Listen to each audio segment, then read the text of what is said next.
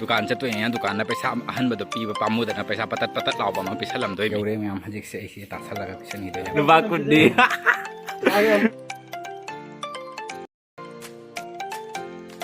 Hello ma'am good morning ma'am नुसा खुसा सिबु कईनो तौसे नोंगालपगा खांब ngमद्रे कईनोम थौगे पैसासु पतत पतत लाब अमने जाव पूरगा थोरैसे दुकान चतुने दुकान पैसा अहनबद पीब पामुदना पैसा पतत पतत लाब पीसलमदोइनि हजि चलसे लंबी से फजरीब अखोई लंबी से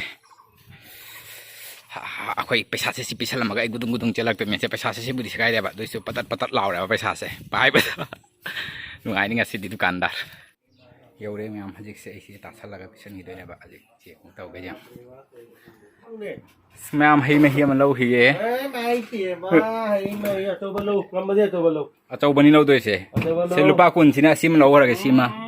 सिसे यारे ना यारे लुपा कुन्नी सी ओरिजिनल प्राइस लुपा कुन्नी अजी लौरगे लुपा कुन्नी लुपा तरा हंद्रो दो A few moments later ma'am हजिसे नहान कनोदगी फ्लिपकार्ट फोरम चेनखिबा अदुदो लाए आय डिलीवरी बॉय जोरक्तोराय अदुदोगी हजिसे लौबो थोकपनी दो कई pot आइदी कनोनीदा ma'am ring light ओइदोइनीदा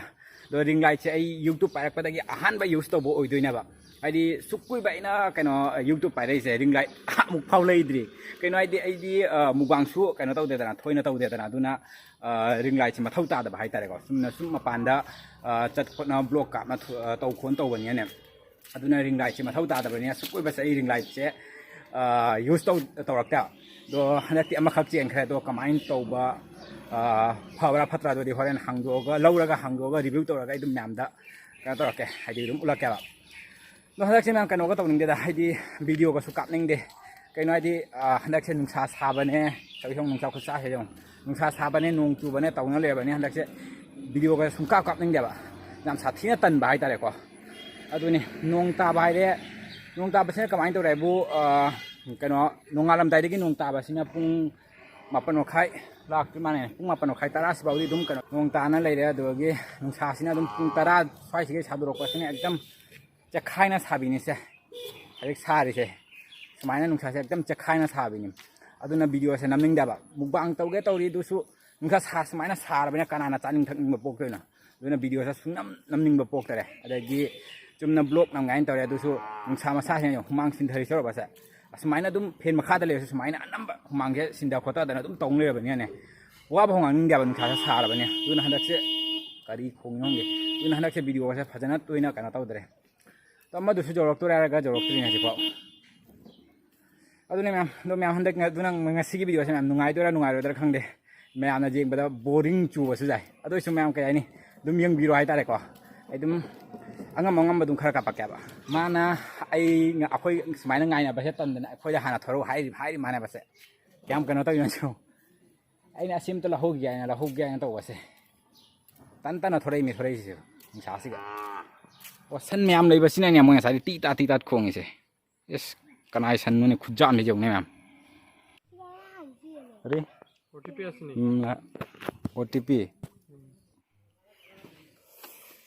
Ngaure sini ma'am हांगदोगा जों हालागे से मौंग से कनो का माल L स्माइना का तोरागा L की शेप तपीरे मैम से हांगदोगा अदना ई कई जाओगे तो देखा रखे तो नहीं आइटम में तो नहीं light number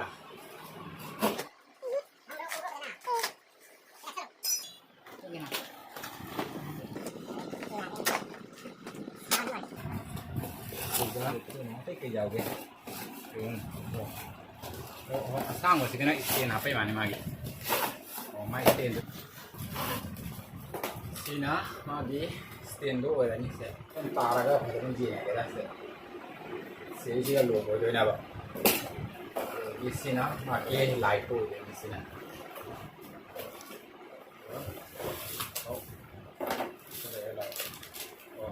cái này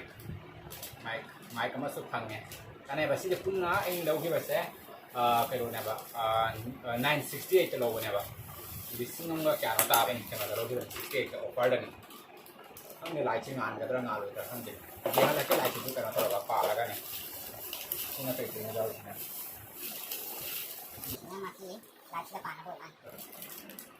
Yung sinamaki lai chi kan. Lai chi ka pan na bo ini. Lai chi ka pan na ni sin. Yang sising saya hana pasal kena tahu ke maki instruction juga kena pagi jadi kena tahu ke. Jadi apa lagi tu yang halak apa lai chi ngan berangan.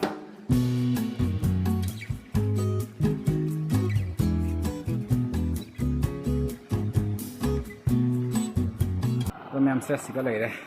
kalau pandai di luar apa macam kek pantan kata apa,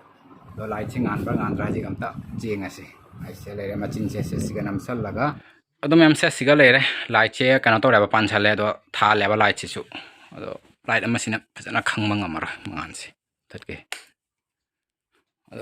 semainnya ngan tu memang ngan sih, sini, do ayuk nungti ni na pajan su khang mengam deh do ngan bayi do akti tu ngan normal aja cesu, nungtang orang kadi pan khang ngan apa. Atau asih saya semaina, oh somda ini, somda palaga saya semaina oido ini apa mangan saya lagi, mai de phu bagi mangan saya semaina oido ini do adjust suto bayar bani, Haidi ngalan ba karawan ba maki keno do lagi bani apa cang saya, atau gini saya semaina somda gini semaina oido apa, atau asih saya sekali maki adjust to na ba do plus minus, sini minus ni, lagi sini plus ni, atau macam su untuk bayar bani apa. Semaina color su untuk payah. Sina kau gi blue kara kara cat poi tare ko. Sina kara ngangjuna ba do semaina oire. Sina maki normal mangal basi oire. Rasini. Memang masih saya ina kan badari maki price tu gi keno tu di cara ba ina kan. Asih lah kita nanti apa pangi se maki hari gi price tu ga keno su pang mana ba do. Se sigi keno color mic se asih ma pang mana ba. Si se kau extra adum phang basi ka ina dum lok sala bana ba haidi akoi di free ai di khara ngauja bani ne koi cha ba thap da khang de de sap po ta khang de free ai di khara ngauji ba ite aduna asigumba asima su jaw basi ka dum jare dai na dum lok san bana ba do khang de ko myam jai ja de do mangan je dum comment ha bi ro banana chips se market to bani to mayam la phoi sakta se nok ti dok dara kadu ai bau dok ning ya ba nok ti dok dara kadu de ai de la phoi se khoi gi yung gi apan ba oi de mi do la phoi se si gi asang ba khara jarok pa sing je sumaina loina pitru pi ba ado mayam phajada so kai dau ni si se nga si di banana chips se ma ga amta charak ke do ahan ba su sembo oi de ba chips se do ai di kamaina tau de ba khang de hai di oi ga dara oi dara khang de to mayam yung minas se adum em si se an ba da la phoi maku se khok tu ne ba do ai gi maku khoi ba khok la khok ke jong mayam na jeng ba sa ti da chmi na ra ne ba aduna aina video se khara speed to oira tham ya ba nan ta di mayam da gi khok la khok tu ya direct to ya jab gare ai je sumai na pochai maku khok khot pa hai gan da ba do hai tai ta to dana losan gare na aki siap to ta na ba kara to ra ni sit da ni do ai se sit pa ho ga la si se sumaina maki sep se sumaina la e aki se pan da se dum jamna keno to da ba tha da ba jamna keno su pa da oina ne sigi sep kan dak siga chap chara bane ba se sigi se siga lai re ai gi hikta sit khiba banana sing do se siga lai re do khang su siga thang ga le do khang si su thau su sumaina oira da full hit to doina ba adu ge dum sumaina bak mang sa la ga do medium da dum thamma ga do si thada ba yar sumaina thada biro duro ra ga myam se thum se kitang sumaina ja sallo adu gi machu khutang an dan biro gi sumaina o tana ngat lai ra si ma'am से सी मुंसले सी दाग सी कदम कना तो यारनी ओइराबा chip से तो यारनी सी का चल से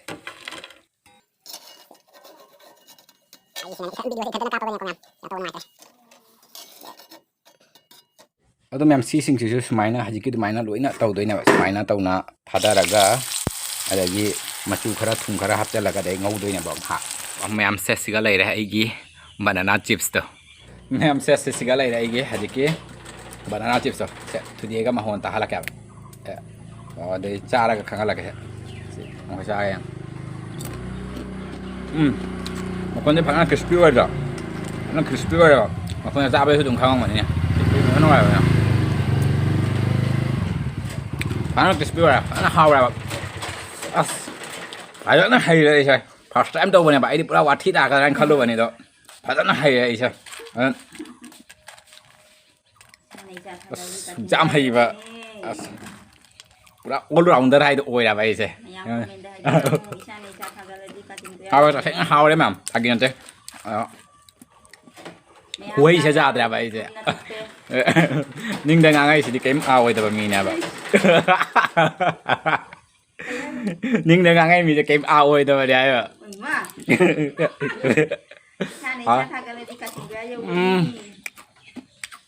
what a talent I have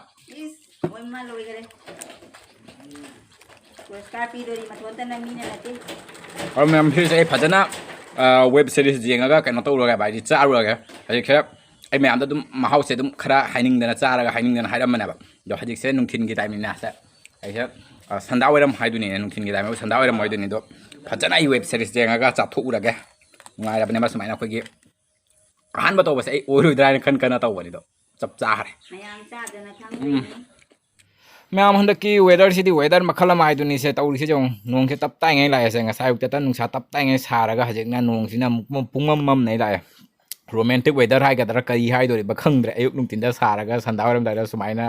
नोंगले नुसी तोरक से नुसित का सितना खोतना तौरी से दो मैम ngasi की स्वाइदा सुम लसलागे दो मैम सपोर्ट तो बिना लाइक शेयर अमदि सब्सक्राइब तो बिरामो